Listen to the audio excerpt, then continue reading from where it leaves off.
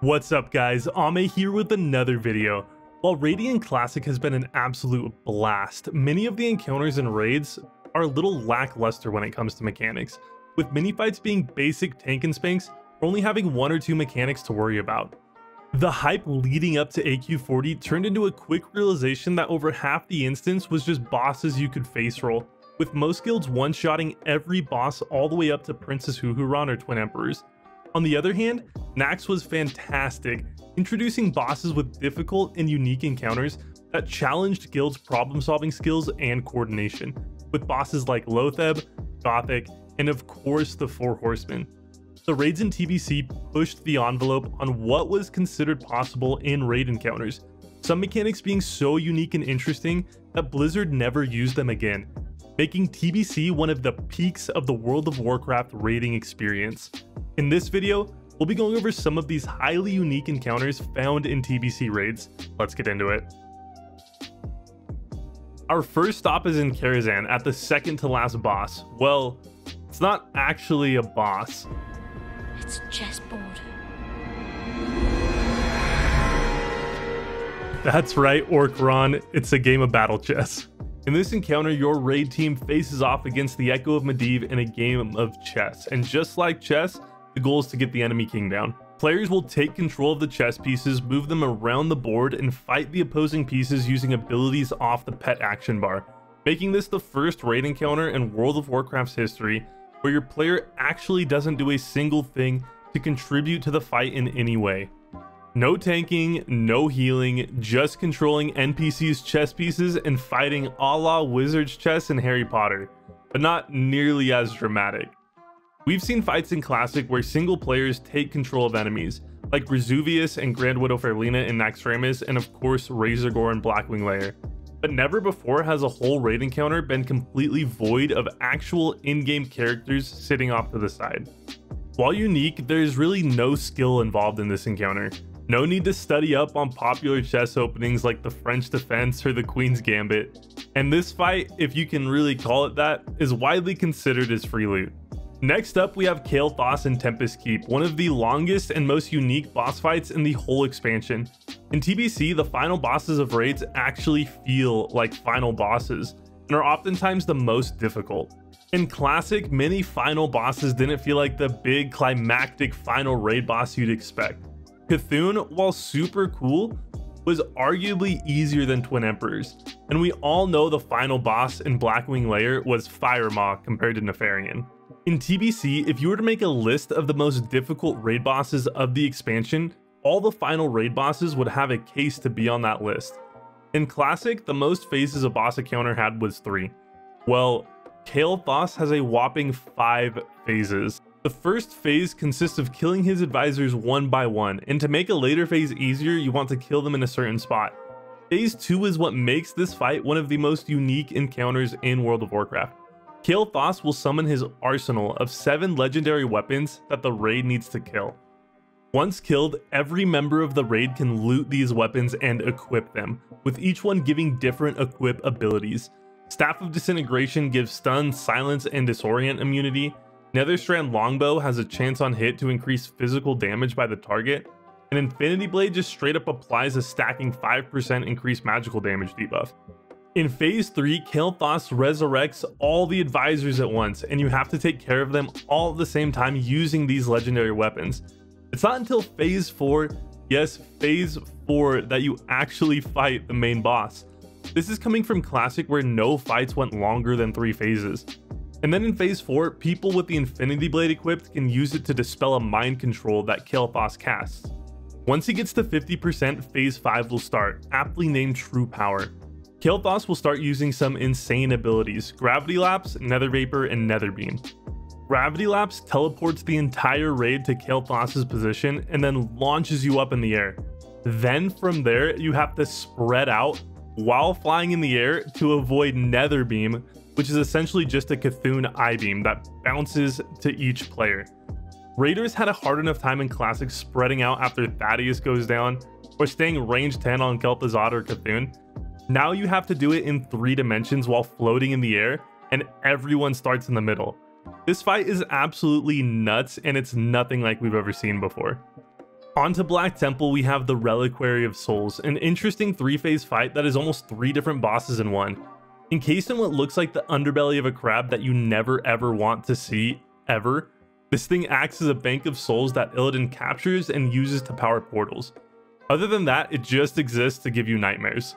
This boss has 3 faces representing different emotions, and each emotion has an aura associated with it which is applied to the raid and not removable until that essence is defeated. The Essence of Suffering is first, with an aura that reduces healing, regeneration, and armor by 100% and defense by 500. That's right, no healing can go out during this phase. That means you have to have multiple tanks swapping into main tank when one tank gets low. This essence will fixate on the closest target every 5 seconds, which helps with these swaps. On top of this thing will enrage during this phase. Yes, enrage, doing insane amounts of damage, and the best option for tanking is actually a rogue with evasion. And then there's a soul drain that goes out that needs to be dispelled immediately. Once this essence goes down, next up is the Essence of Desire, which has an aura where 50% of the damage that you do is done back to you. Healing is increased by 100%, but then max player mana is reduced by 5% every 8 seconds, so 0 mana after 160 seconds, making this not only an intensive healing phase, but a DPS check as well, as this essence needs to go down before the raid goes Lastly is the Essence of Anger, which has an aura that deals shadow damage but also increases damage done by players by 5% each tick. What's interesting about this essence is that after an aggro switch or taunt, Essence of Anger gets a buff called Seethe, and he just gets pissed essentially, growing in size and increasing attack speed. But then the raid gets hit with a debuff that increases threat gained by 200% as well. Prot Pallies are also the go-to main tanks here due to Soul Scream doing less damage for mana. I mean, there's just an absolute bonkers amounts of mechanics in this fight. And what's cool about it is that it utilizes all the different classes, which we don't see in Classic. You actually want a rogue tank at one point, and then a pally tank, and then a warrior tank. You also have meaningful mechanics for the healers, and then people have to watch their threat, and there's a DPS check. It's a crazy dance that has more mechanics in one fight than Molten Core has in the whole raid. Oh, and did I mention that there's a gauntlet before the fight? So not only is it chock full of unique mechanics, but you have to run a gauntlet, and you barely get any room to breathe and prepare before it. Good luck. Next up, we're going back in time to Mount Hyjal and facing Archimonde. And this fight hinges on individual accountability. While this guy's mechanics aren't crazy difficult or unique, what makes it unique is that whenever a raid member dies, Archimonde will gain a soul charge which he can use at a random time. Now, depending on which character class dies dictates which buff a soul charge will give him. A priest, mage, or warlock charge will do fire damage plus a 4-second silence. A warrior, rogue, or paladin charge will do physical damage plus a debuff that increases damage taken by 50% for 4 seconds. And then a druid, shaman, or hunter charge will do nature damage over 8 seconds plus a large mana burn. And these charges are applied to the entire raid. One member's death can send the raid spiraling into a wipe, so they need to not only understand the fight, but be hyper aware of what's going on. One other unique mechanic that Archimonde has is Airburst. Now, if you know this fight, you may be getting your fingers all warmed up and ready to type out in the comment section that this is just a knockup. We've seen this before, Ame. But oh no, this knockup sends you high enough that you will take over 100% fall damage. Or in other words, you'll be a pancake on the ground. The key to surviving this is to use Tears of the Goddess that you actually pick up in the raid, which slows your fall speed but only for 2 seconds. So you have to make sure that you pop this at the right time or you're as good as dead. Lastly, the final boss in the game, Kil'jaeden, another 5-phase gauntlet. Now in Classic, we're used to bosses having 2 to 3 abilities, and on the rare case sometimes up to 5 or more. Those numbers are child's play for Kil'jaeden, who has a ridiculous 15 abilities that he will use throughout the fight in different phases. He will be spawning ads, using abilities that apply debuffs that need to be dispelled or decursed, summoning literal clones of players, using abilities that you need to be spread out for because they bounce, you name it. The real unique part comes with the Dragon Orbs. Starting in Phase 3, Kil'jaeden will begin empowering Orbs of the Blue Dragonflight. Clicking one of these orbs will transform you into a blue dragon for 2 minutes, and you will have 4 abilities. A blink and an AoE heal and haste spell that you can use on the raid, and then the very important Shield of the Blue. Starting in phase 3 as well, Kil'jaeden will cast Darkness of 1,000 Souls, where he covers himself with his wings and insta-kills anyone who is not covered by Shield of the Blue. When this goes out, all raid members have to run to the dragon and stand under the shield to avoid dying. This ability slowly drains the dragon's health, and as a result, can only be used twice before the dragon dies. Each orb can also only be used once per phase, so the room for error here is very small. The dragon mechanic combined with the sheer amount of stuff going on in this fight make it not only difficult, but a memorable end to a great expansion.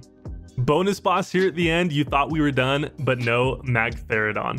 This boss isn't super unique, but I wanted to put it in as an ode to the mini raid wipes caused by somebody not clicking that dang cube again. For those who didn't get to experience this wonderful mechanic back in the day, Magtheridon has a blast nova that he will cast every minute that applies a heavy damage dot to the raid, and pretty much leads to a wipe. The only way to interrupt this ability is by clicking all 5 cubes around the room at the same time. And oh man, back in the day I wiped on this boss constantly because some guy would always forget or his potato computer lagged out and ended up wiping the raid. So get ready for some fun memories on this one. There you have it guys, the most unique boss encounters you'll find in TBC. If this video got you absolutely jacked for TBC, or even just a little bit excited, hit that like button and subscribe to the channel. It helps out a lot and I greatly appreciate it. I'm also live on Twitch throughout the week. Catch the link below and come catch the crazy TBC hype train with us. This was only a small sample size of the unique mechanics found in the raids of TBC. If I missed one of your favorite bosses, let me know in the comment section below. That's it for me today though guys, and I'll catch you on the next one.